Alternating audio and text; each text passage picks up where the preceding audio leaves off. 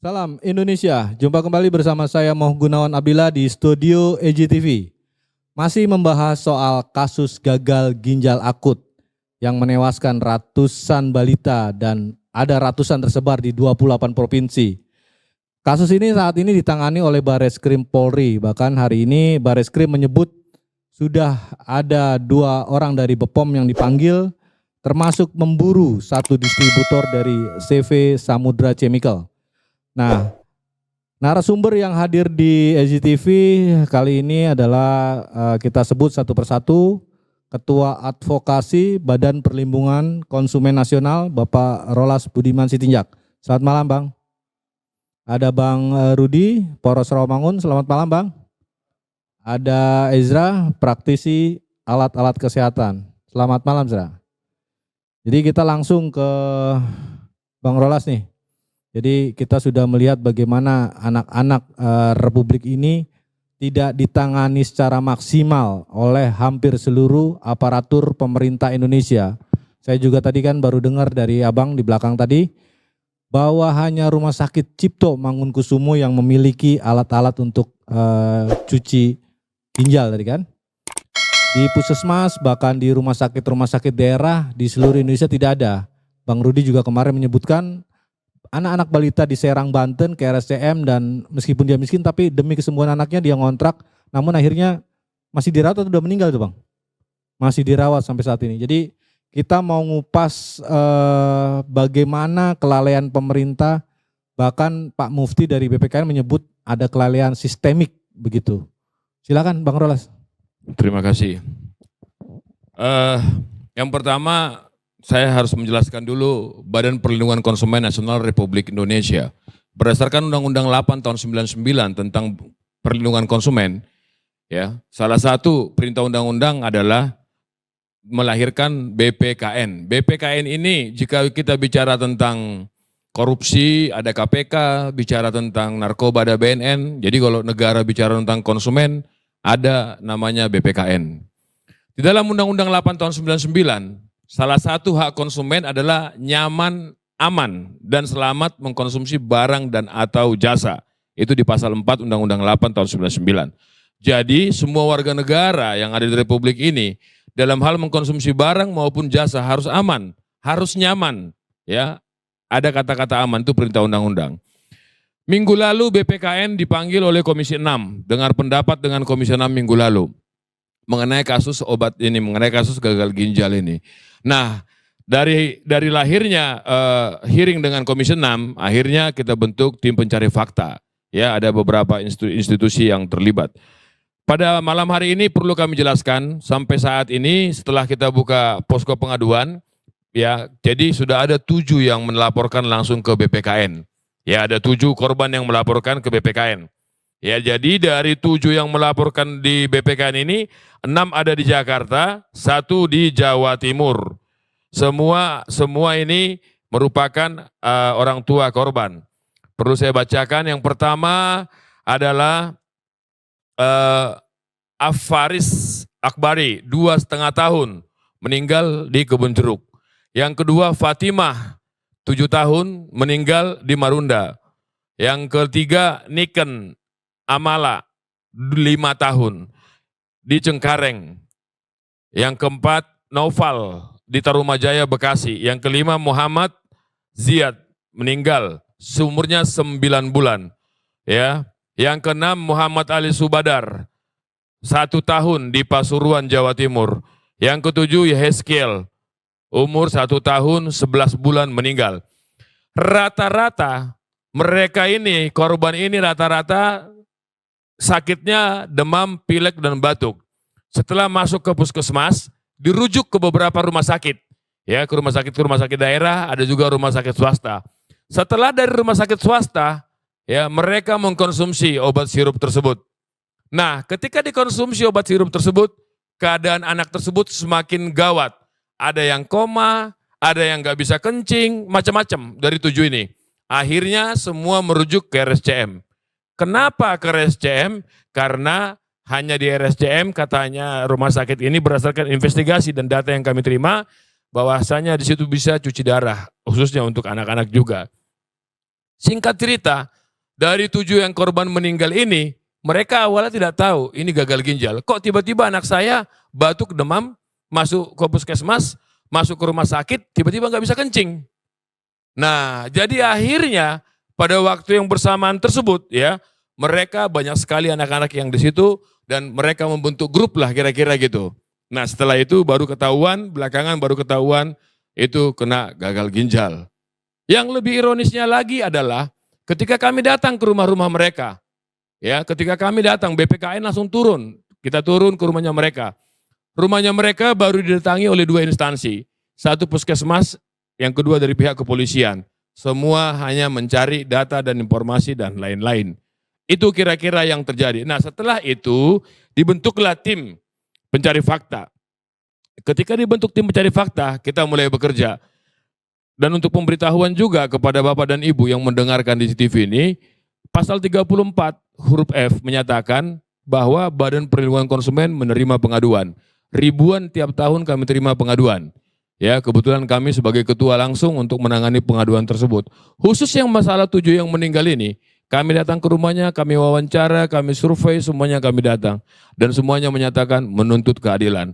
Pertanyaan orang-orang tua ini menyatakan cuma satu, siapa yang bertanggung jawab dalam kejadian ini? Itu kira-kira hasil investigasi kami, Mas, dari lapangan. Oke, jadi dari hasil investigasi sudah ketahuan, tapi Wakil Ketua BPKN Bapak Mufti juga bilang bahwa ini sistemik. Bareskrim juga telah memanggil 2, Bepom juga orang Bepom ya, termasuk distributor, dan farmasinya sendiri mengelak bahwa kita ini ketipu, gitu kan, bahasanya mereka. Nah, menurut pandangan BPKN sendiri melihat hal-hal seperti ini, BPKN menyebut sistemik, tapi kalau kita ngeliat fakta-fakta di berita itu menyebutkan seperti itu. Bareskrim juga telah melakukan investigasi, termasuk pemeriksaan beberapa saksi, dan Rabu besok mau digelar perkara ini. Salah siapa? Nah, menurut pandangan BPKN sendiri, termasuk tadi menyebut orang tua ini salah siapa? Silakan Bang Rolas. Terima kasih. Jadi setelah pengaduan ini masuk, kami melakukan investigasi ya dalam di dalam investigasi yang kami lakukan, kami tanya para ahli, kami lakukan penelitian dan berbagai sumber. Jadi kesimpulannya begini, ya, inilah kita kadang-kadang pemerintah, ya, BPKN bagian dari pemerintah juga. Ya, jadi begini, coba bayangkan bagaimana kegalauan masyarakat Indonesia. Menkes dan BP POM adalah 2 lembaga yang mengurus mengenai perobatan. Ya, Menkes ngomongnya 109, 193, BP POM 163. Besoknya lagi berubah lagi, besoknya lagi berubah lagi. Ya, jadi sebenarnya kegaduhan ini dimulai dari kedua lembaga ini. Yang berikutnya, terakhir BP mengatakan bahwa obat sirup, obat cairan bukan di bawah pengawasannya mereka. Ya, masyarakat makin bingung lagi. Terus di bawah pengawasan siapa? Tapi yang terakhir yang perlu kita underline, semua izin edarnya dari siapa izinnya? Kan dari lembaga tersebut. Ya, harusnya yang paling bertanggung jawab, menurut analisa penelitian kami sementara, harusnya yang paling bertanggung jawab lembaga yang memberikan izin. Ya, karena sudah kewajiban mereka ketika izin diberikan, ada melakukan audit. Di tengah jalan ada sampel audit, ada diacak auditnya, dilakukan penelitian-penelitian dan lain-lain. Untuk memastikan agar masyarakat Indonesia atau perspektif Undang-Undang 8 tahun 99, agar konsumen atau masyarakat Indonesia atau pasien aman dan nyaman mengkonsumsi obat tersebut. Ini kenapa terjadi begini? Ya, ini yang perlu kita ulas tuntas. Yang kedua, apakah baru ini kejadian seperti ini? Oh, sudah banyak terjadi. Ya, sudah banyak terjadi kasus-kasus yang melibatkan lembaga ini. Ya, pertanyaannya, kenapa tidak dilakukan audit? Kenapa sampai terjadi begini? Ya, ada lagi yang lebih lucu dari temuan kami. Dari temuan kami yang melaporkan ke BPKN, saya bicara data. Dari 7 orang tua yang melaporkan ke BPKN, yang pertama adalah semua mengkonsumsi obat yang sama. Yang kedua, semua ini dari perusahaan yang sama. Yang ketiga, semuanya mereka ini menggunakan BPJS. Ya, ini karyawan BPJS semua nasabahnya BPJS atau yang menggunakan BPJS. Ya, yang berikutnya Ya, yang lebih lucu, yang bukan lebih lucu, yang berikutnya yang lebih ironis lagi adalah dari ketujuh ini, ya, 5 itu perekonomiannya dari menengah, dari bawah Mas gitu loh. Bahkan ketika kita berkunjung ke rumahnya, memasukin rumahnya pun, bahkan ketika ibu itu kita telepon, apa benar lembaga negara BPKN akan datang, rumah kami begini, kami datang. Ya, kami datang, kami silaturahim, kami diskusi, kami bicara. Pada intinya adalah semua ini, ibu-ibu ini semua dari orang tua yang kami wawancara. Ya, banyak orang mengatakan uji klinis dulu, ini dulu, itu dulu. Terserah para ahli. Kami dari konsumen, kami dari masyarakat. Intinya adalah anaknya itu demam dan batuk. Kenapa jadi tiba-tiba kena gagal ginjal? Uji klinis seperti apa lagi? Dan dari 7 ini, perekonomiannya, latar belakangnya beda-beda. Keadaan rumahnya pun beda-beda. Memang mohon maaf, ada yang sangat kumuh, tapi ada juga yang bersih, ada juga yang tertib. Ini kan random aja. Dari 7 ini kok semua mengatakan anaknya batuk demam, akhirnya gagal ginjal. Ini harus ada yang bertanggung jawab, Mas. Oke, Begitu. kita ke Bang Rudi nih. Bang Rudi, mumpung ada Ketua Advokasi Badan Perlindungan Konsumen Nasional. Jadi Bang Rudi kan punya ada sekitar 21 data ya, anak-anak gagal ginjal akut. Mungkin mumpung di sini ada Ketua Advokasi BPKN, biar masyarakat yang diinin Bang Rudi, di bawah Bang Rudi, agar bisa tahu ini fungsinya BPKN dan nantinya dapat apa sih masyarakat yang korban gagal ginjal akut, mungkin pemerintah kah atau BPOM kah atau seperti apa? Boleh ditanyakan langsung Bang Rudi. Ya, pertama saya mengucapkan terima kasih atas kesempatan yang saya kira memang ini saya tunggu-tunggu sebenarnya.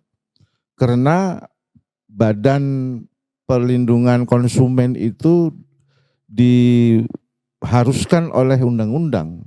Bahkan secara mikro ini menjadi bagian penting diskusi kita kemarin di beberapa media, perlu kehadiran negara untuk menyelesaikan, menginvestigasi persoalan gagal ginjal akut ini. Karena lagi-lagi anak bangsa menjadi korban. Anak-anak adalah masa depan bangsa ini. Jadi ini menyangkut kebangsaan kita. Jadi saya dalam forum ini mengucapkan appreciate yang luar biasa kepada Badan Perlindungan Konsumen, karena itu permintaan kita lebih awal. Dari awal kita minta, Kak Seto kemana sih? Terus lembaga-lembaga badan konsumen itu kemana sih? Sebelahnya nggak ada nih Bang Rudi nih. Iya, apalagi ini nih, apalagi BPOM. Saya kira memang kalau memang nggak mampu Mbak Penny, Dr. Penny Lukito menjadi kepala BPOM, mundur sajalah.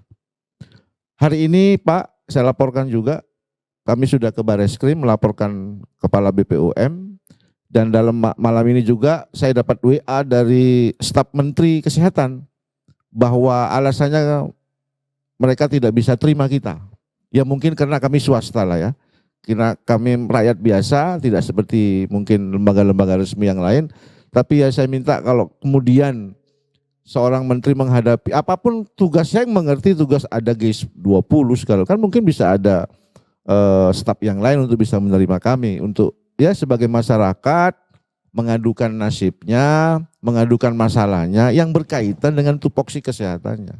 Sebaiknya menteri itu mundur aja kalau memang nggak bisa menyelesaikan persoalan ini. Yang ketiga, anak-anak kita, saya mohon izin dalam waktu 1-2 hari ini untuk menyelesaikan administrasinya, untuk kami sampaikan kepada Pak Roland sebagai orang yang berkepentingan di dalam kasus ini. Saya kira itu dari saya, Bung Gunawan. Oke, mungkin dijelaskan Bang Rolas, kalau Bang Rudi kan katanya mau akan menyiapkan administrasi terhadap 21 korban gagal ginjal. Nah mungkin kan di Indonesia ini ada 395 atau mungkin hampir mendekati 400 kali. Sementara yang meninggal sendiri udah tercatat 200 atau lebih sekarang mungkin hari ini.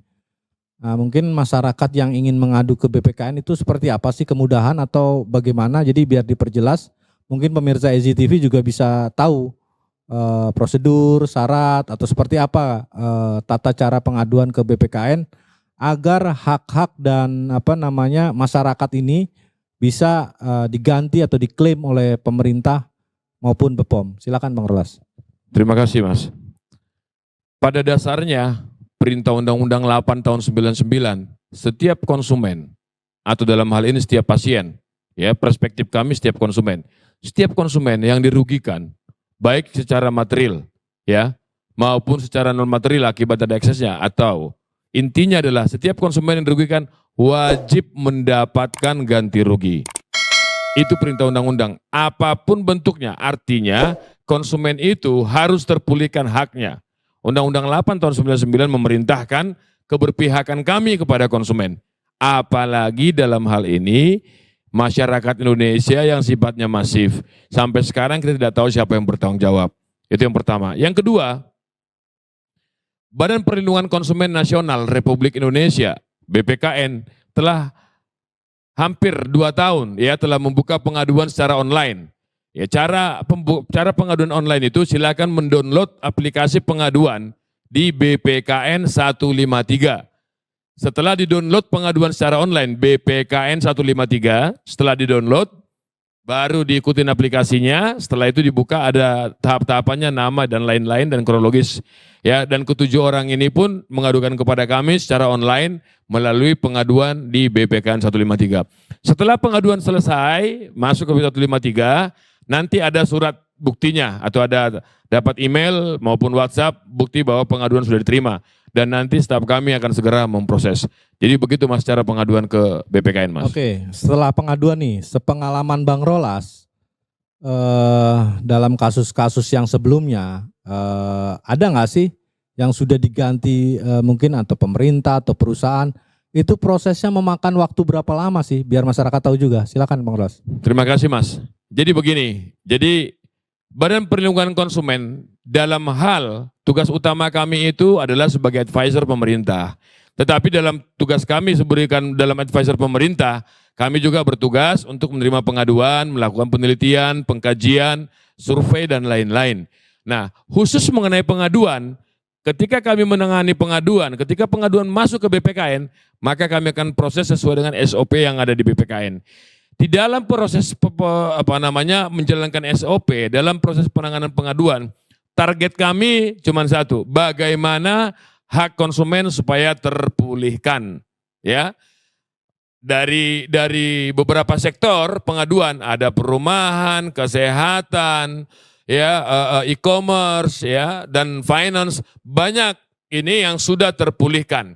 Kalau kita bicara statistik, pengaduan yang masuk ke BPKN, kira-kira dalam kami menangani pengaduannya, kira-kira 65-75% hak konsumen terpulihkan. Apa yang terpulihkan? Artinya ketika konsumen sektor perumahan misalnya, ya Bapak beli rumah, Ibu beli rumah dari bank KPR, ternyata setelah rumahnya lunas, suratnya nggak muncul-muncul nih. Dilala rupanya bank tersebut, ini yang paling masif nih, bank tersebut membiayai rumah bodong.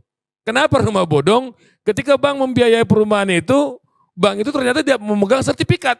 Sementara di akad kredit menyatakan setelah lunas baru diberikan sertifikat. Faktanya setelah lunas tidak diberikan. Ketika kami tanganin, akhirnya kami baru tahu ternyata banyak sekali kesalahan-kesalahan perbankan dan akhirnya bank itu menebus sendiri dari bank lain.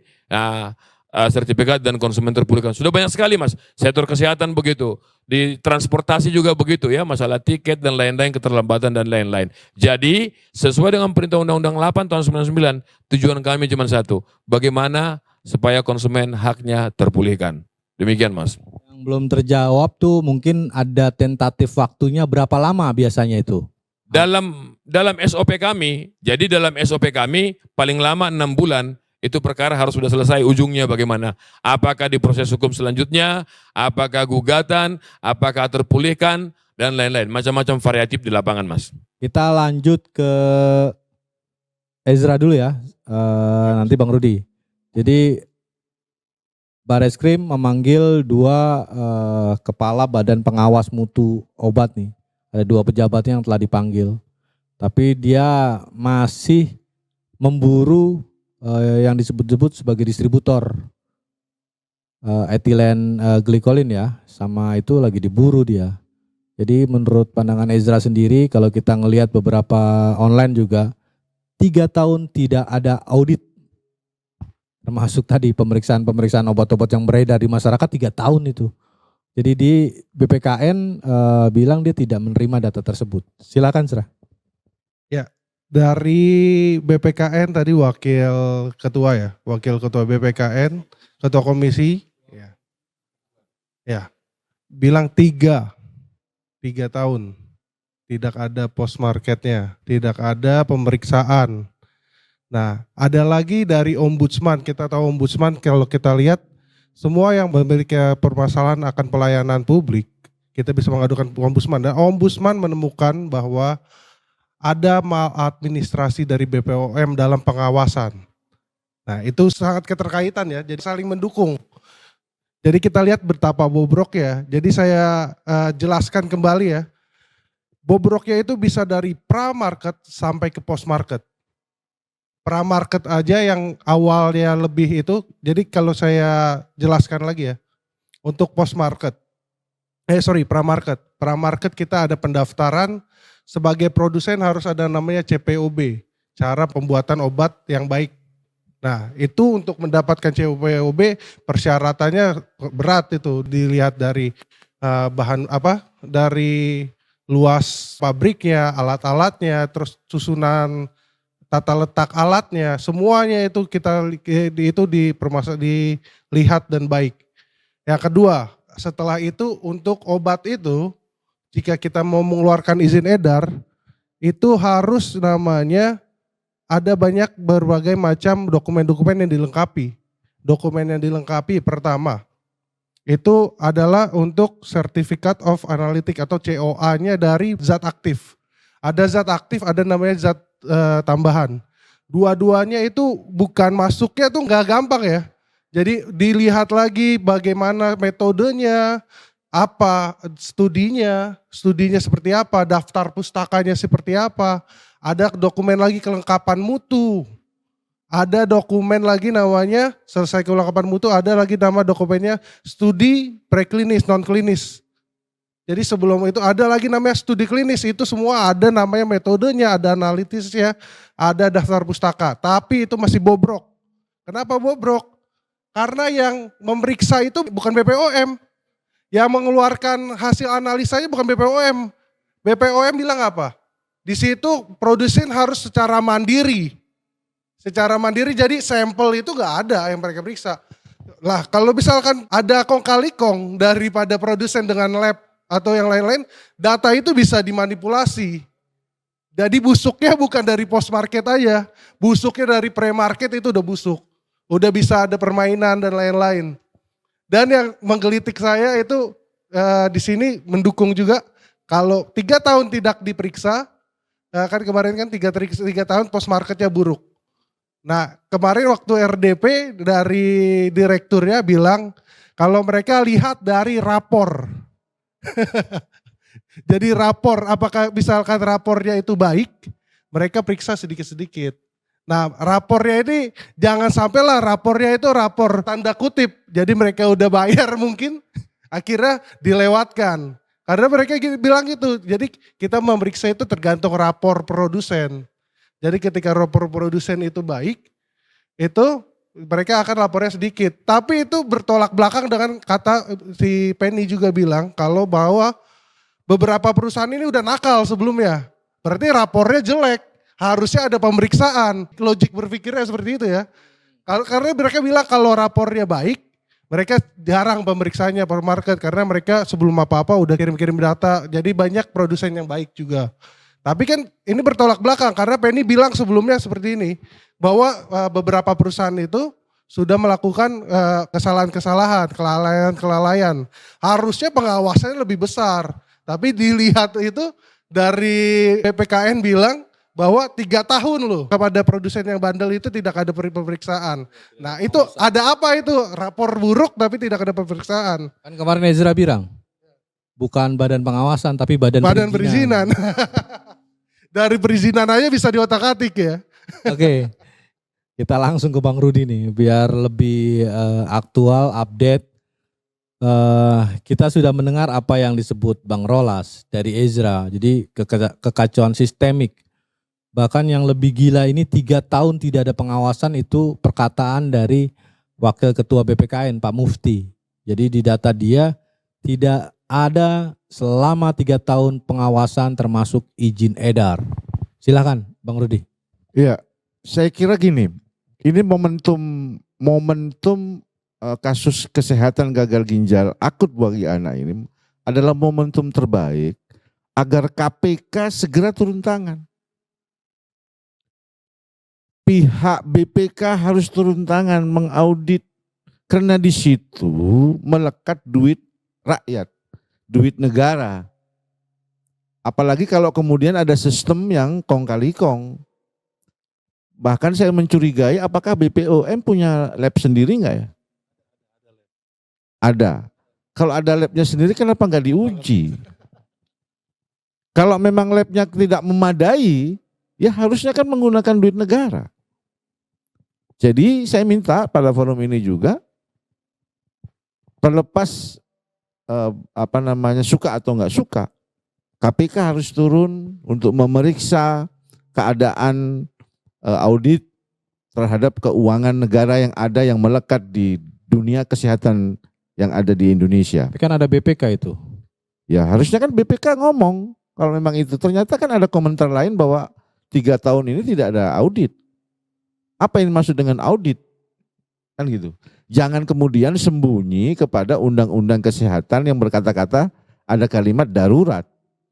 Bersembunyi di kata-kata darurat kesehatan dan lain sebagainya. Jadi saya kira itu komentar saya. Tapi dari ini semua yang paling penting adalah bagaimana hak warga negara itu terjamin secara kesehatan.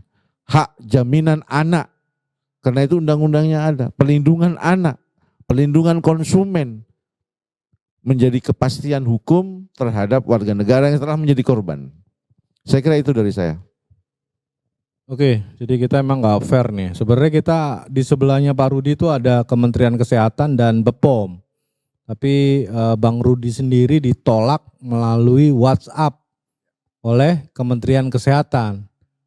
Harusnya seperti apa sih? Surat dijawab surat atau seperti apa? Atau Pak Budi Gunadi Sadikin takut dengan sama Bang Rudi?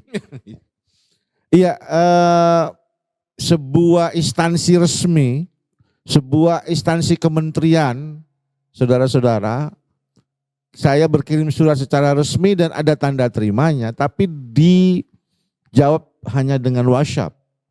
Artinya itu bagian dari kelemahan Kementerian Kesehatan sebenarnya terhadap administrasi di kementeriannya. Harusnya ada dong surat resmi dari mereka untuk menjawab apakah saya diterima atau tidak, atau karena waktu. Tapi kan bahasanya di dalam WhatsApp itu Pak Menteri belum berkenan. Nah kan jadi lucu, belum berkenan menerima poros Rawamangun berkaitan dengan soal aduan masyarakat. Ya jadi saya minta Menteri mundur aja kalau memang nggak bisa menyelesaikan soal investigasi gagal ginjal, apalagi administrasinya sangat buruk sekali. Jadi kemarin setelah Dr. Penny diminta mundur Bang Rudi, kini Menteri Budi Gunadi Sadikin diminta mundur juga. Sistemnya rusak, BPOM lebih parah lagi. Ada kaitannya nggak sih ngeles lagi nih si BPOM nih kan? Kemarin kalau etilen katanya karena izinnya di Departemen Perindustrian. Terus Menkesnya kemarin juga ngeles lagi kan? Karena dia lagi. Nah mungkin tidak 3 tahun tidak audit akan ngeles lagi karena kemarin situasi darurat. Gimana itu Bang Rudi? Iya pasti akan bersembunyi ke itu. Tapi harusnya kita semua sadar bahwa ada pelanggaran, ada sesuatu yang tidak baik di BPOM maupun di Kementerian Kesehatan, khusus mengenai soal gagal ginjal. Dan gagal ginjal ini bagian dari pemicu bahwa sesungguhnya memang bobrok. Kemenkes bobrok, BPOM bobrok. Teman-teman sekalian, Bung Erza, kalau kita ngelihat dari cara bagaimana negara-negara maju memberikan izin makanan kah, memberikan izin apalagi obat-obatan yang berisiko tinggi terhadap kesehatan anak manusia, itu betul-betul detail. betul-betul ada investigasi yang tidak hanya seperti BPKN tadi. Dia hanya menerima aduan, harusnya nggak boleh. Dia harus turun. Ketika ada problem dia harus turun. Ketika ada masalah dia harus turun, diminta atau tidak diminta. Demi kewajiban negara terhadap jaminan kesehatan masyarakat. Di banyak negara, gini aja deh, gak usah ngomongin negara. Kita itu semua minumannya ada barcode. Makanya kejahatan-kejahatan itu bisa dideteksi ketika ada rekam jejaknya. Dia beli rokok di mana, di warung apa namanya, itu terdaftar. Itu terkoreksi. Nah, harusnya kan BPOM bisa melakukan itu. Ketika ada masalah, kemudian ada masalah itu menimbulkan kematian anak manusia, maka seharusnya bisa ditelusuri itu. Dari mana asalnya. Gak bisa gerubak-gerubuk yang sekarang. Sehingga apa? Saya sih curiga dia lagi cari alasan lagi nih. Apa saja akan diungkap. Dia bahkan melaporkan Bareskrim kepada Bareskrim soal produsen atau farmasi yang menerbitkan itu. Sekarang lagi Bareskrim, saya curigai juga nih Bareskrim nih akhirnya. Mengikuti alur ceritanya kepala BPOM. Ditemukan sebuah distributor namanya Samudra apalah, saya nggak tahu itu. Sesungguhnya dialah yang bertanggung jawab, bos. Sesungguhnya dia yang memegang regulasi itu. Soal kemudian ada distributor, soal ada kemudian produsen, ya itu urusan kedua. Urusan kedua gitu loh. Iya, kalau BPKN tadi menyebutkan 3 tahun, nih saya malah menemukan dari 2017 nih, tepatnya 4 Mei 2017. Audit kinerja BPOM ini yang ditemukan BPK. Jadi BPK itu melakukan audit terhadap kinerja BPOM dan menemukan rendahnya hasil pengawasan BPOM oleh Pemda setempat. Jadi alasannya Penny, dia tuh tidak ada regulasi, fragmentasi kelembagaan, regulasi pengawasan pusat dan daerah, koordinasi lintas sektor belum optimal, keterbatasan sumber daya, luasnya cakupan wilayah pengawasan, pertumbuhan pelaku usaha produksi dan distribusi, globalisasi dan penyelundupan produk ilegal. Nah, mungkin ini alasannya nanti akan dipakai lagi nih. Gimana tuh Bang Rudi? Iya, itu kan kemarin saya bicara. Bahwa dia 23 Agustus 2018 yang lalu membuat maklumat. Maklumat itu mentengarai kerja-kerja dan tupoksi dia. Nah kalau omongannya seperti itu kan dia melanggar bos maklumatnya sendiri gitu loh. Bahwa kemudian BPOM ada problem struktur, problem SDM, ya kan bisa diminta karena dia alat negara. Karena dia bagian dari negara ini. Kan bisa. Tapi tidak bisa bersembunyi kepada hal-hal yang seperti itu gitu loh. Ya itulah ketua BPOM kita sekarang. Makanya saya minta berkali-kali mundur saja BPOM. Kalau enggak bubarkan BPOM, bikin kalau perlu semacam panitia ad hoc atau dewas yang itu menjadi kolektif kolegial. Tidak bisa langsung otorisasi dalam sebuah organisasi yang begitu otoritas, tidak bisa. Harus mendengarkan banyak pihak, harus mendengarkan potensi lain untuk berbicara, memperkaya tupoksi BPOM itu sendiri. Saya kira gitu Bung Gunawan. Ini masalah hukum lagi nih. Jadi hari ini juga mungkin yang disebut BPKN, dia orang Pasuruan ini yang meninggal ini ngadu ke BPKN. Nah sekarang dia akan mensomasi Presiden Jokowi. Jadi kalau somasinya nggak diterima dia akan membawa gugatan hukum. Karena dia meminta BPOM bertanggung jawab atas kelalaian dalam pengawasan izin peredaran obat sirup. Jadi dia minta juga ke Presiden untuk meminta perusahaan-perusahaan farmasi juga ikut bertanggung jawab, Bang Rudi. Sistemik itu. Ya, memang Presiden harus turun tangan soal ini. Negara harus turun tangan. Presiden membuat atensi yang luar biasa terhadap problem kasus gagal ginjal akut. Kalau enggak bisa. Kenapa? Ya jujur, sampai sekarang kepala BPOM itu saya anggap kebal hukum. budek dia terhadap keluhan-keluhan itu. Malah dia menyalahkan orang lain. Malah dia menyajikan seolah-olah dia sudah berada pada posisi yang baik. Ya nggak apa-apa, tidak ada masalah. Kalau itu memang menjadi alasan dia. Tapi prosesnya harus dijalankan sebagai bentuk pertanggungjawaban terhadap bangsa ini. Oke, balik ke Ezra. Jadi kita udah mendengar apa kata Bang Rudi. Dari ternyata temuan BPKN 3 tahun, ternyata saya menemukan data dari 2017, bahkan 2012 ada maklumat, 2018, tapi 2017 tuh BPK sudah mengaudit BPOM bahwa kinerja pengawasannya lemah.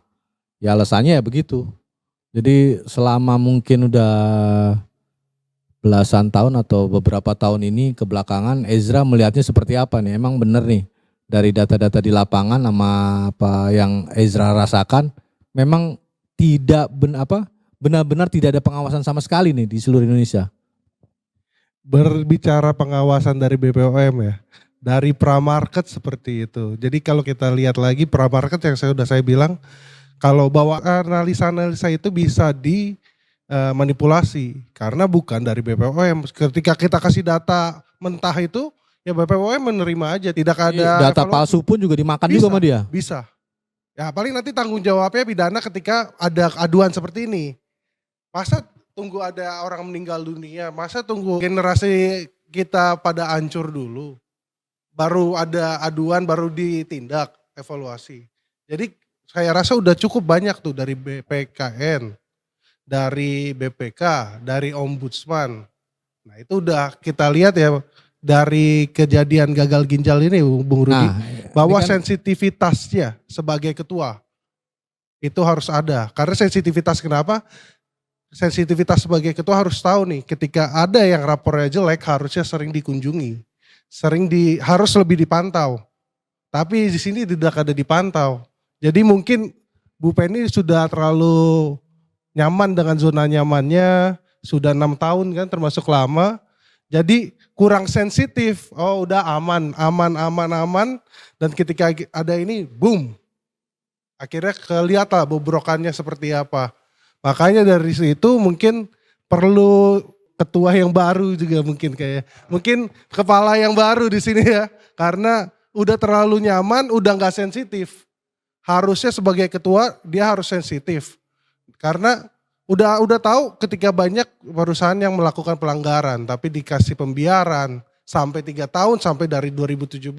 Oke.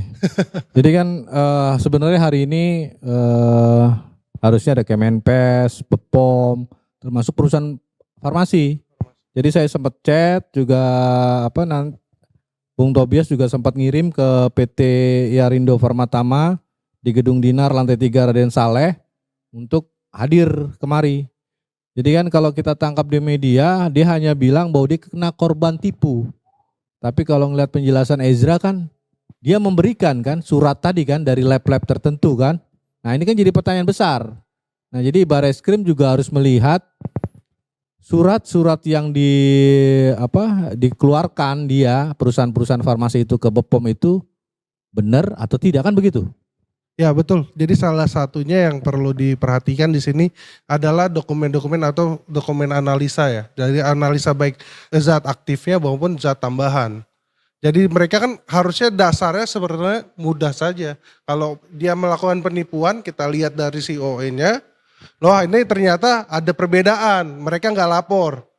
Nah itu berarti kan kesalahan kan. Nah atau mungkin kalau misalkan Yarindo pun mau mengelak. Mereka harus tahu dari minta ke distributor. Nah dari distributor itu sesuai atau tidak. Nah makanya dari itu ini yang saya sayangkan juga dari BPOM untuk pemeriksaannya sangat lambat. Karena ini udah kelalaian ya kalau namanya kecurangan produsen itu cuma 1-2 produk. Ini ratusan produk. Yang lolos itu lalai. Kalau misalkan bandel 1-2 produk ini semuanya. Ada berapa ratus itu kalau misalkan sampai lolos berarti bobroknya udah parah. Nah kedua itu yang saya sayangkan lagi dari BPOM adalah sifatnya yang ketua-ketuanya ya pengecut maksudnya. Jadi lempar sana sini, distributor dari melempar ke Kemendak, dia melempar ke Kemenkes, dia melempar ke farmasi. Sedangkan sudah jelas kalau di situ ada kelalaian. Karena dia sebagai badan yang menurut saya sudah superpower sebagai regulator dan sebagai eksekutor. Jadi di situ dia udah punya kekuasaan sebesar itu tapi tidak bisa kontrol, tapi malah salahkan orang lain, itu pengecut itu. Karena sebagai kepala tidak seperti itu harusnya. Nah itu yang sangat sayangkan. Jadi dan banyak hal-hal yang blunder yang dia bicarakan, dari yang pengawasannya, dari dia, jadi seolah-olah membanggakan apa yang sudah dilakukan, padahal nihil, tidak ada yang dilakukan. Jadi itu Mas Gun, yang banyak kebobrokan-kebobrokan dari BPOM yang membuat sistem dari kesehatan kita ini semakin buruk. Jadi harusnya adanya namanya restrukturisasi juga dari BPOM, dan kedua perubahan sistem yang lebih baik dari BPOM. Kan kita lihat BPOM punya lab sendiri. Kalau betul kata tadi Bang Rudi bilang, kalau memang tidak memadai, ya bisa minta dari negara untuk, karena ini kepentingan bersama ya, kepentingan untuk kesehatan itu sangat penting ya di sini. Tinggal bisa minta ke negara untuk tolong dibuat fasilitas laboratorium lebih memadai. Jadi kerjaannya kalau misalkan cuma baca dokumen, kita bisa menghadapi namanya kecurangan atau manipulasi. Walaupun di sini kan sudah banyak dia bilang ini sistem kita sudah internasional, sudah sesuai dengan Pharmacop. Tapi mereka di sini terlalu pasif, dan terlalu membuka peluangnya adanya kecurangan-curangan dan manipulasi daripada produsen. Jadi seperti itu. Jadi sistem yang lebih baik itu diperlukan dari BPOM. Jika memang infrastrukturnya tidak memadai, bisa diperbaiki lagi, dan akhirnya kepentingan untuk kesehatan kita bisa dicukupi oleh dari BPOM tersebut. Oke, Stra. Mungkin kita udah mau mendekati 1 jam Bang Rudi. Jadi kalau dilihat dari pandangan-pandangan masyarakat sampai saat ini juga berita tentang gagal ginjal akut juga bisa disebut angin lalu. Apalagi beberapa lembaga lain sejenis BPKN, YLKI juga tidak bersuara. Jadi banyak tudingan apa gara-gara ketuanya dibayari sampai Rusia oleh BPOM, kan itu juga tanda tanya juga. Jadi YLKI dalam hal ini bersuaralah, kan begitu. Jadi jangan hanya gara-gara diberangkatkan ke Rusia oleh BPOM, jadi nggak bersuara. Namanya udah jelas kan, YLKI kan. Jadi untuk Yayasan Lembaga Konsumen Indonesia, ya sama tugasnya melindungi. Jadi mungkin untuk Ketua YLKI bersuaralah. Silakan Bang Rudi, mungkin ada tanggapan untuk YLKI atau pihak-pihak yang lain lah, silakan lah. Atau sekalian closing statement boleh, silakan. Ya, saya beberapa minggu yang lalu sudah menyampaikan agar supaya pihak-pihak, teman-teman saya, sahabat-sahabat saya yang concern terhadap anak bangsa, baik itu yang menyangkut soal perlindungan anak, hadir dong dalam kasus gagal ginjal anak. Kepada teman-teman aktivis anak Indonesia, hadir dong di dalam kasus gagal ginjal akut anak kita. Termasuk YLKI, karena itu bagian dari konsumen yang dibentuk oleh teman-teman di dalam rangka membantu kepentingan masyarakat, khususnya menyangkut konsumen. Sampai sekarang kan tidak hadir. Yang kedua, sebagai penutup saya ingin sampaikan bahwa pertama, mohon kepada Presiden Republik Indonesia, Bapak Insinyur Joko Widodo, untuk berkenan melakukan investigasi terhadap persoalan gagal ginjal akut anak di Indonesia. Yang kedua, saya berharap secara legowo Kepala BPOM untuk mengundurkan diri. Karena pertama, kelalaiannya mengakibatkan anak-anak Indonesia meninggal secara sia-sia. Yang kedua, dengan cara Kepala BPOM melakukan klarifikasi, membuktikan bahwa Kepala BPOM Di samping melanggar karena kelalaiannya, diduga ada persengongkolan jahat antara oknum-oknum BPOM sendiri dengan pihak-pihak produsen. Dengan seperti apa yang disampaikan oleh Ezra tadi, langsamnya izin, tidak terawasinya izin, bahkan secara pertama itu dimulai izin dari BPOM itu sendiri. Yang ketiga, saya berharap karena kami baru saja menerima surat melalui elektronik WhatsApp terhadap Polres Rawamangun, saya selaku Ketua Polres Rawamangun merasa prihatin terhadap kerja-kerja Menteri Kesehatan, khususnya menyangkut administrasi.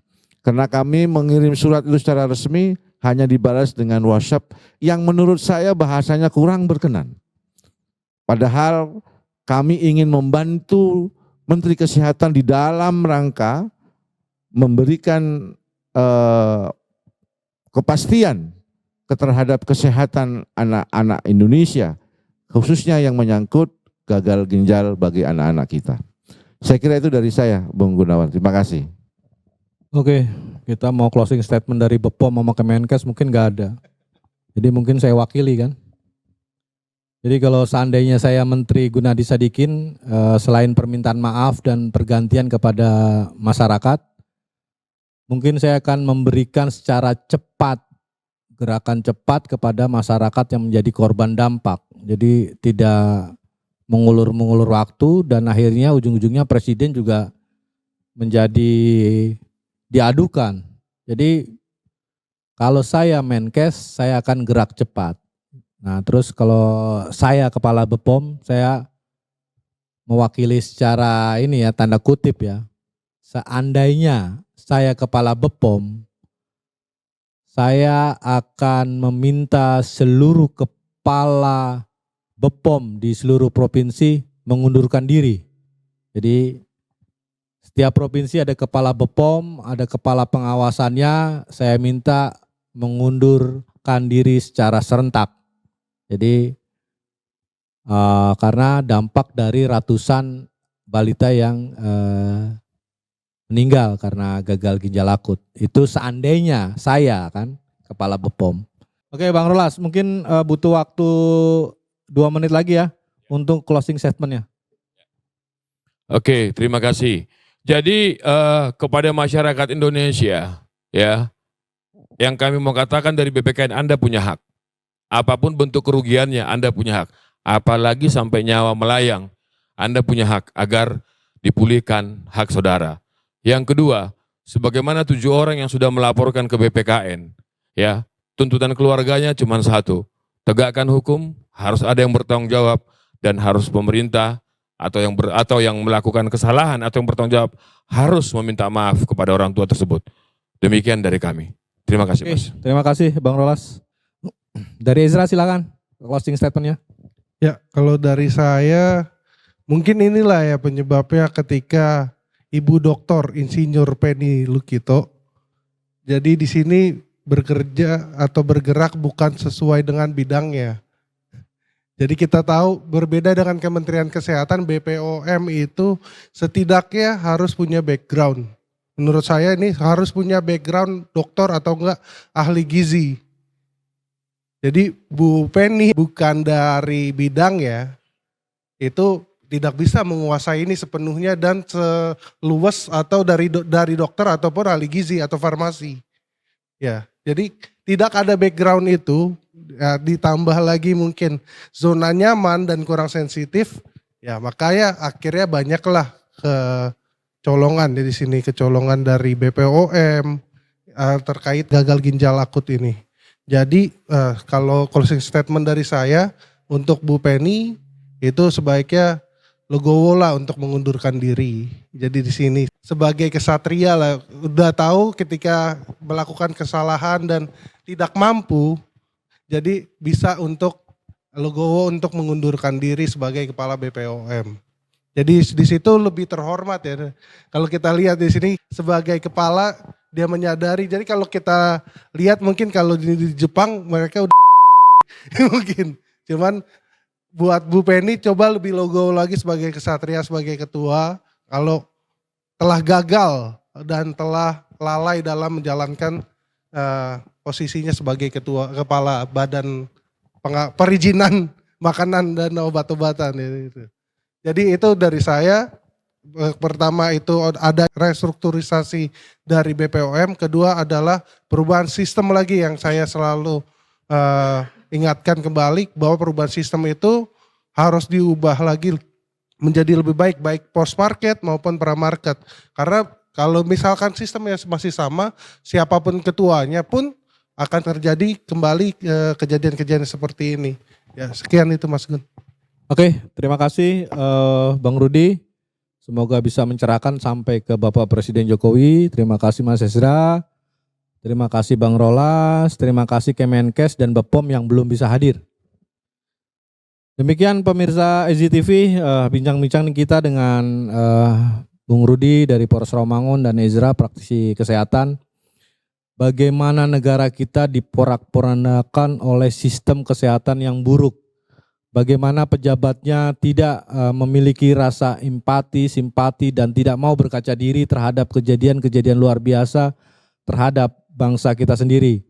Bagaimana permainan-permainan yang di farmasi yang memang menjadi mungkin ATM atau mungkin sebagai sasaran korupsi, mungkin sebagai ajang untuk modal kampanye atau apapun. Pihak BPK hanya bilang bahwa lemah terhadap kinerja Bepom. KPK, Bareskrim harus lebih teliti. Dugaan banyak surat-surat palsu dalam izin edar juga harus benar-benar diteliti.